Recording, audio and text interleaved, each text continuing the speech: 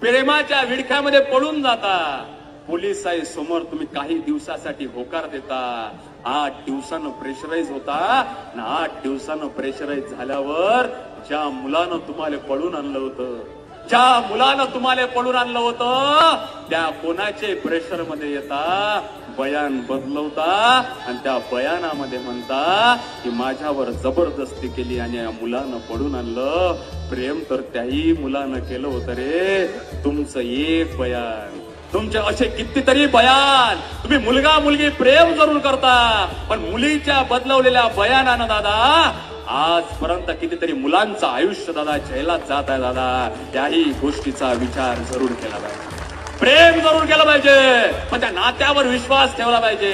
त्या नात्यावर जरूर विश्वास ठेवा, त्या मुलावर विश्वास ठेवा, पण त्या माय बापाचं नाक दादा कधी कटता कामा नाही. एवढ्या फलक ठोसला पाहिजे.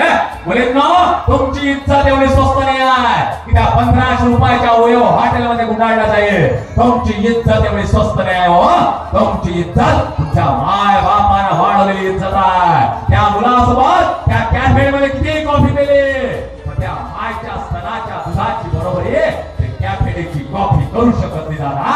एवढं मात्र लक्षात घ्यायचं आहे. आपल्या सर्वांना जाताना शेवटचा मंत्र देतो, आज घरी गेल्यावर ते झोपता नाही झोपता सगळ्यात वरत लिहायचं काय मला लागते. रात्री झोपताना वरत काय मला लागते.